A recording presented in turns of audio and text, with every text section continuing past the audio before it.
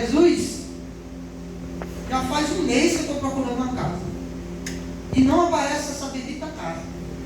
Se tu estás nesse negócio, abre uma porta daqui para segunda-feira. Porque se tu não abrir, eu vou dizer ao pastor que não é de Deus, eu não vou para lá. E aí, irmãos, eu estava no culto de Santa Sé, falei isso de joelho, orando, antes do culto de Santa Sé, depois da reunião de obreiros em Caicó. E quando terminou o culto de Santa Sé, que eu saí da porta da igreja, que eu olhei o celular, mensagem, estava a mensagem do dono de uma casa lá, da comunidade do Badaruco, lá é Badaruco, esquisito, né? E estava a mensagem do dono da casa lá dizendo: ei, a casa lá desocupou, você quer vir ver segunda-feira? E aí, Deus confirmou que era lá. Tomamos posse, já vai fazer 3 anos que nós estamos lá agora em outubro. Quando cheguei não tinha igreja, não tinha crente, não tinha nada, a não ser almas valiosas para alcançarmos para o reino de Deus. Começamos os trabalhos, entramos numa campanha para comprar um terreno, foi um desafio que o pastor nos lançou, e eu consegui juntar, através de alguns amigos, R$700. Com esses R$700 a gente comprou o terreno da igreja, fiado a uma pessoa que eu não conhecia. Um certo dia acordei com aquela vontade de comprar o terreno, e sem dinheiro, só com R$700. Mas era algo que queimava dentro de mim. Eu entendi que era o Espírito Santo de Deus. Sabia que era a direção de Deus. Eu liguei para o pastor e disse: pastor, é o seguinte, eu vou comprar o terreno da igreja. Você tem quanto já? R$700. Mas como é que você vai comprar por R$700? Disse: não, pastor. Me falaram que tem um rapaz aqui na comunidade que ele vende terreno parcelado. E eu tenho esses R$700. E eu tenho uma proposta no meu coração. Se eu aceitar a proposta, é sinal que Deus está no negócio. Mas antes, venha ver aqui o terreno, aí o pastor foi lá, viu, tal, no mesmo dia. Oi, mas olhou e tal. Vi uns lugares lá. E aí, depois eu falei com o rapaz: mas é o seguinte, 2 lotes, não foi nem, foi 2, 40 por 30. E eu disse: rapaz, é o seguinte, eu tenho uns R$700, eu mandei a mensagem no zap. E se você quiser, era 11.000, que 11.500 esses 2 lotes. E eu disse: se você quiser, eu vou dar R$700 de entrada e 20 parcelas de R$300. Era 6.700. Se você aceitar, pode trazer a promissória aí dos 700, e a partir do mês que vem, eu começo a pagar, você diz a data. Antes espera ele responder: está fechado. E glória a Deus. Vamos fazer o lançamento da pedra fundamental. Faz uns 3 meses que eu estava lá só. Fizemos o lançamento da pedra fundamental, desmatamos lá, que era um material maior que essa igreja. Limpamos o terreno todinho. E aí, fizemos o lançamento da pedra fundamental. No lançamento da pedra fundamental, eu me lembro que foi mais ou menos uns R$500 que conseguimos. O pastor ficou admirado. Mas foi uma das maiores ofertas que eu já vi até hoje no lançamento de pedra fundamental. Deus está no negócio. Vamos para frente. Com esses R$500, juntei mais um dinheirinho, comprei 3 milheiros de tijolo de terceira, aquele meio quebradinho.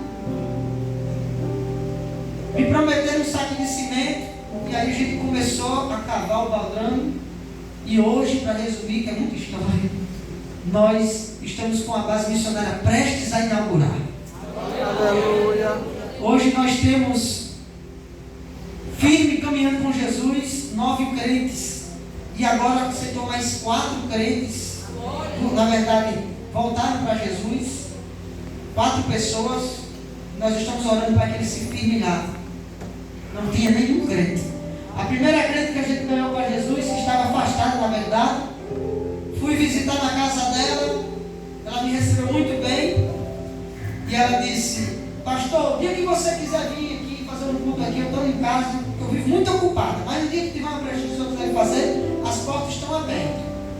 Mas não conta comigo para ir para o culto lá não, porque eu não tenho tempo não. Misericórdia de Jesus, e agora? E os primeiros cultos era só eu, Renato e o menino. E aí quando ela disse: mas quando o senhor quiser, aí eu peguei ali aquela palavra. Geralmente na quarta-feira, pastor, que eu tenho tempo. Ela trabalhava o dia todo no negócio lá da prefeitura, na terceirizada, e nos dias à noite a gente botava uns pula-pula para alugar lá na cidade, e era cheio de coisa para para arrumar dinheiro, né? E afastada, a família também dela, filha, afastada. E a gente começou a fazer um culto. E eu querendo me apressar, vamos fazer de novo agora? Não, pastor, tenha calma, porque eu sou muito ocupado. 15 dias. Uma vez no mês, na verdade, 15 dias. Depois começou toda semana. E os cultos começaram a ficar gostosos. Quando a gente olhava, vinha o povo chorando. Chorava que soluçava. Aleluia. E aquela que disse: pastor, não tenho tempo de ir para o culto lá, hoje é a mais crente de tudo lá. Dificilmente perde o culto. Aí dela veio a filha, veio o genro, veio a sobrinha, veio o sobrinho. Aleluia. Nesse tempo que nós estamos lá, se todos estivessem crentes em Jesus, nós tínhamos já uns 30 crentes. Mas eu me sinto privilegiado. Por quê? Porque no sertão, enquanto aqui aceita 20 pessoas num mês, se aceitar uma lá em um mês, é um milagre grande. Tem trabalhos lá que tem 10 anos. 10 anos que tem um obreiro lá pregando o evangelho, visitando, fazendo culto ao livre, dando assistência social ao povo, sacrificando a sua vida, se gastando, e tem 1, 2 crentes. E pela misericórdia de Deus, irmão, eu sou agraciado. Tem essa quantidade de crentes. Vamos dizer que se fosse aqui em Natal, eu estava com uns 900 crentes. Pastor, o que é isso? Não minta não. É verdade, irmão. Quem quiser lá experimentar, está convidado. Passar lá no final de semana, né, Júlio? Com a gente lá. Amém? Então, ora por nós estamos com a base missionária prestes a inaugurar. Estamos faltando comprar a porta da sala, uma janelinha, mais uma janela e uma porta do banheiro de trás para ficar a casa toda fechadinha. E estamos precisando da parte elétrica, da parte hidráulica e de 2 caixas de 500 litros. E aí o restante é acabamento, cimento para reboco e tal. Mas antes desse reboco agora que falta, a gente precisa comprar a parte hidráulica para deixar instalada para chumbar e rebocar. Então ore por nós, irmãos. Eu creio que Deus pode te usar nessa noite. Pastor Marcão, Daniel, você pode ficar à vontade, pode falar os irmãos que quiserem me ajudar. E nós somos muito carentes das suas orações e contribuições. Nós também trouxemos um material, algumas bíblias aí fora, e tem alguns doces ainda que restam ali. Se você também quiser nos ajudar desta forma, fique à vontade. Amém? Deixa Deus trabalhar, irmão, nessa noite no teu coração. E quem sabe, sairá uma caravana daqui com rumo ao sertão do Seridó para a inauguração de uma base missionária lá. Outro dia eu posso mandar para o Júlio César aqui as fotos de como começou, ou quem sabe outro dia eu vim aqui, e de como está hoje. O tempo não nos permite, mas se você quiser olhar nas nossas redes sociais, você bota lá Daniel Barbosa, Daniel _ Yeshua Adonai, você vai ver lá. Eu sempre posto alguma coisa, como está a obra lá. É coisa linda, irmão. Você pergunta, missionário, como é que você conseguiu fazer isso aí? Eu não consegui fazer não, irmão. Foi Jesus que fez. É milagre. Amém? Abra sua Bíblia, nesses poucos minutos que nos restam. Um livro bem conhecido, João capítulo 5. Eu não vou alcançar, não quero ultrapassar a hora.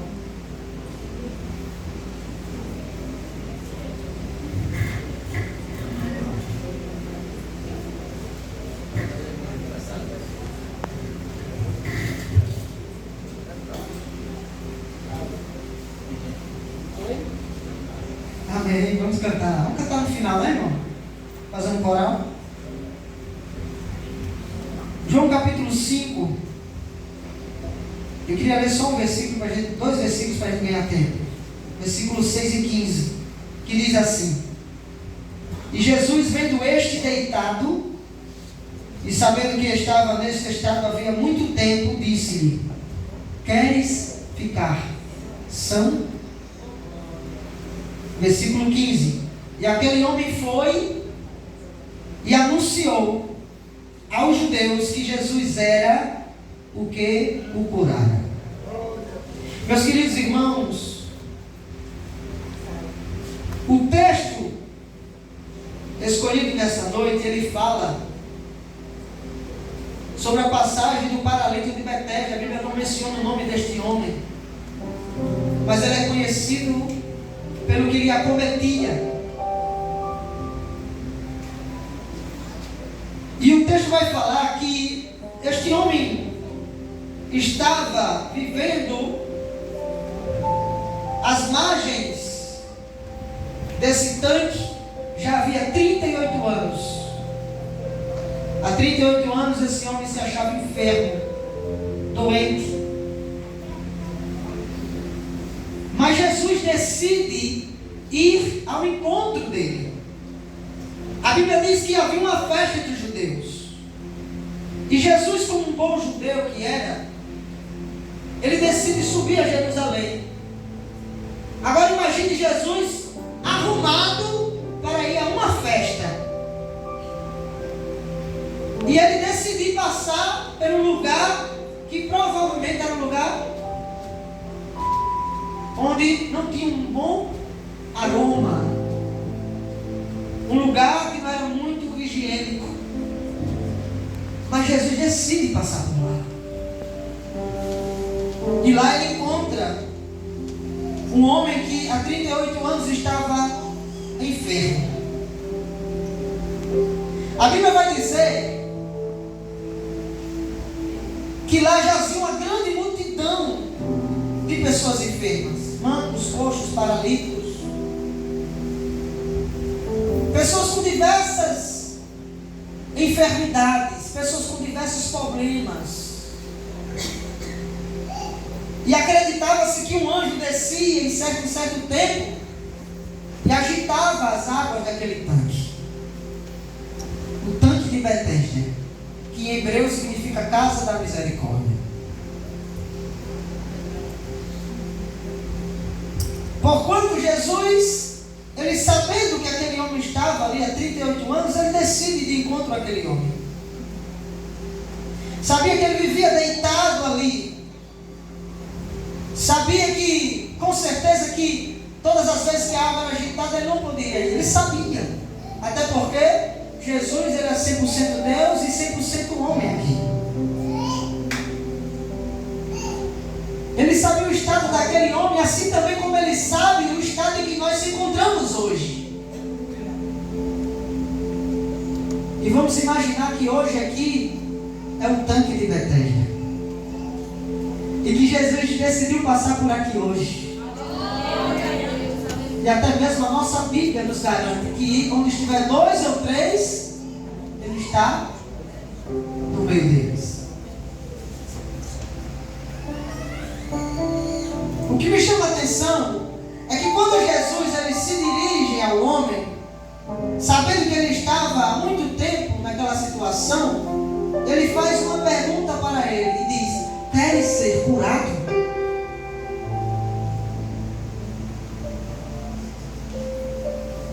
Eu não sei há quanto tempo você tem enfrentado essa situação que tem te afligido. Mas nessa noite, pelos olhos da fé, o crente é movido por fé. Eu sinto Jesus passando aqui no meio dessa igreja. Aleluia. E o Espírito Santo de Deus lhe pergunta: queres ser curado? Quero sim. O que tu queres que eu te faça nessa noite? Porque Jesus ele conhece há quanto tempo você está passando por essa situação. Ele sabe há quanto tempo você tem tentado esconder a dor que você tem passado. Mas ele marcou um encontro hoje para dar um basta nessa situação que você está vivendo. Eu imagino este homem paralítico por 38 anos, doente, provavelmente, com certeza, longe da família. A Bíblia Bíblia não diz se ele era casado ou não, mas imaginamos que ele fosse casado, longe do convívio familiar, da sua esposa, dos seus filhos, dos seus amigos, por causa do que ele estava passando já há 38 anos. Imagine como é que estava o emocional deste homem. Agora imagine, olha só o que diz o versículo 7. O enfermo respondeu-lhe: Senhor, não tem homem algum, que quando a água é agitada me coloque no tanque, mas enquanto eu vou, desce outro antes de mim. 38 anos vendo pessoas e mais pessoas passando à sua frente, e você na mesma situação. É fácil, irmão? Você há tanto tempo orando, buscando em Deus uma resposta, aí chega o culto da terça-feira, meu irmãozinho fulaninho: irmão, quero agradecer uma vez, pastor. Minha irmã, eu vou, e você lá: Senhor, gemendo, chorando, não vai ter fim essa minha luta, essa minha prova. 38 anos.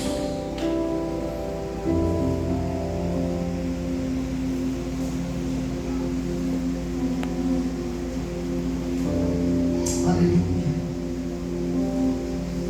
Eu não sei como você chegou aqui nessa noite. Eu não sei a quem você tem contado o seu problema. Porque muitas vezes há situações que a gente procura o irmão A, procura o irmão B, vai no círculo da oração aqui, vai no círculo da oração lá, vai atrás do profeta A, B, C ou D, e a situação não muda. E o tempo vai passando, e você se torna como se fosse um paralítico, depositando a confiança em alguém, achando que alguém vai lhe ajudar, e bate muitas portas e parece que todas estão fechadas. A confiança deste homem estava em quê? No tanque, no anjo que descia de vez em quando. Será que não foi isso que fez ele passar 38 anos esperando? Será que não é isso que tem te impedido de receber o que tanto você almeja? Porque você está batendo na porta errada, você está contando o seu problema para a pessoa errada, enquanto você deveria buscar somente a Cristo, apresentar somente a Ele e dizer: Senhor, não aguento mais, me socorre, Jesus. Chega aqui, Senhor, que eu não tenho mais forças. Eu vejo todo mundo agradecendo, eu vejo todo mundo fazendo culto de ação de graça, e eu nessa situação.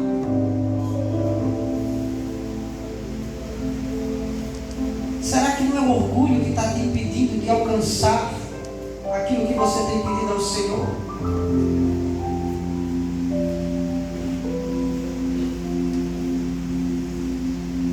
E o que nós podemos ver é que quando Jesus pergunta àquele homem: quer ser curado? Ele tenta dar justificativas a Jesus, como se quisesse explicar o porquê que ele estava ali há tanto tempo. E parece muitas vezes com a gente, não é? Não é porque, pastor, não é porque o senhor não sabe, irmão. Não, que... Aí Deus disse: após fique mais um pouquinho aí. Chore mais um pouquinho. Vai gemendo mais um pouco. Vai esperando mais um pouquinho, até a gente aprender a se posicionar como deveríamos se posicionar, a buscar quem verdadeiramente deveríamos buscar.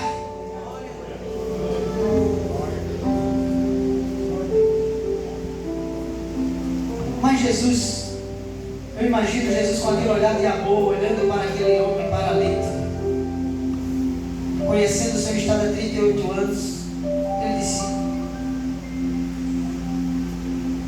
para aquele homem: levanta-te, toma a tua cama e anda. Era como se Jesus estivesse dizendo assim: ei, para de querer me dar justificativa, de querer se justificar. Toma uma posição, levanta-te, para de ficar se lamentando.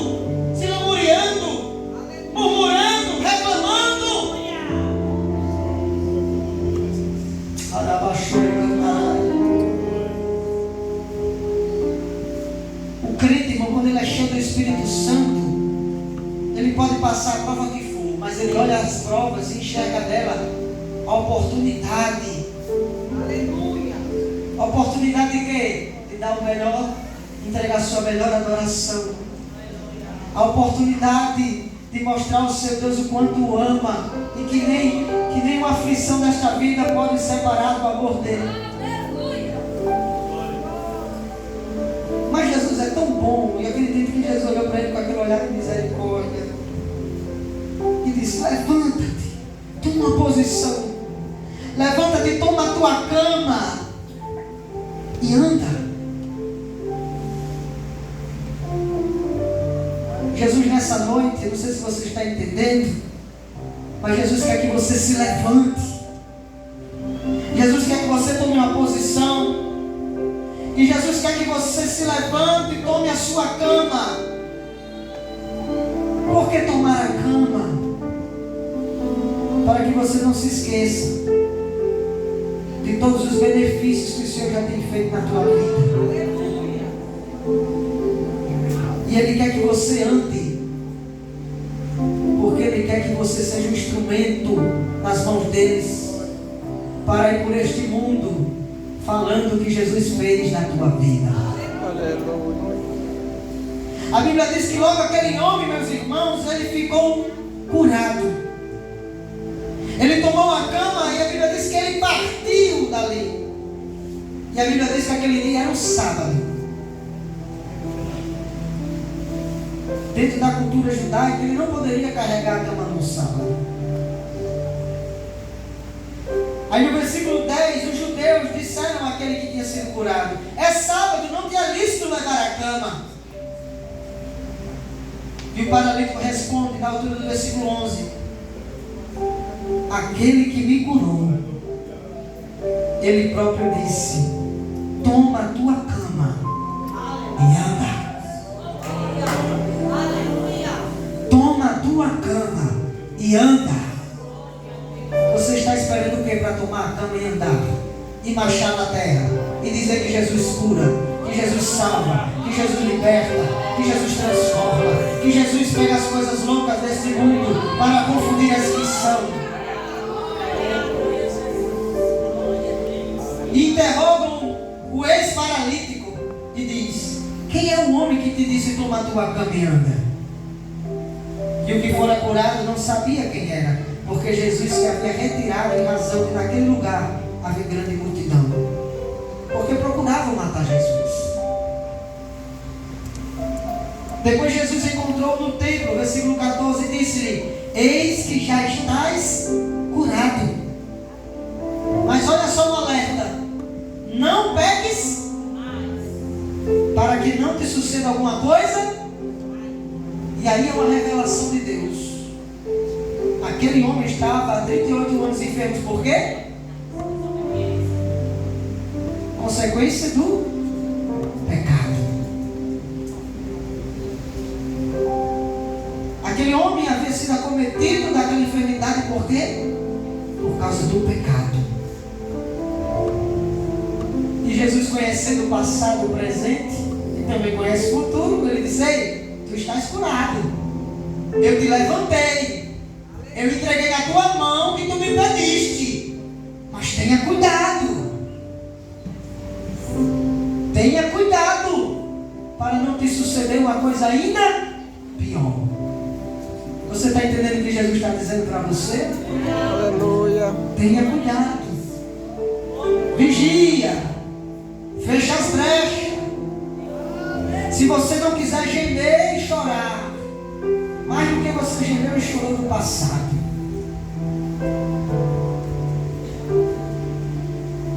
E a Bíblia diz, para a gente encerrar, que aquele homem foi e anunciou aos judeus que Jesus era o que o curara. Ou seja, aquele homem se tornou um missionário. Se tornou um missionário. Recebeu a bênção, Jesus resolveu o problema dele, agora ele podia voltar ao convívio familiar, agora ele podia seguir a sua vida, podia voltar a trabalhar, mas ele foi e anunciou o o que Jesus havia feito na vida dele. Aleluia. E por que você não tem anunciado o que Jesus já tem feito na tua vida? Por que você fica de boca fechada quando tem a oportunidade de dizer o que ele já fez na tua vida? Por que você tem vergonha? Tenha cuidado para que não te suceda uma coisa ainda pior. Amém, meus irmãos? Que você possa ser Jesus para muitos que estão paralíticos aí no mundo afora. Que você seja os pés de Jesus. Que você seja as mãos de Jesus. Que você seja os olhos de Jesus. Que você tenha o coração de Jesus. Que você possa ir a alguém, enxergar alguém que está precisando de você, precisando que você seja Jesus na vida dela, na faculdade, na rua onde mora, no trabalho, na igreja. Ou você acha que Deus colocou, plantou você na igreja para reparar o defeito do irmão, o problema que o irmão está passando e fingir como se aquele problema não fosse seu? É seu também. Ah, pastor, me prove. A Bíblia diz que nós somos o quê? Corpo. A igreja é o quê? Corpo. Agora, se teu irmão está na prova, está na luta, tu olha, vira a cara, ou faz comentários, mas não ajuda, é sinal que você também está doente. Num corpo, se eu arrancar o braço fora, vai sentir falta ou não vai? A orelha, um dedinho do pé. E é por isso que nós precisamos ser Jesus na vida dos nossos irmãos.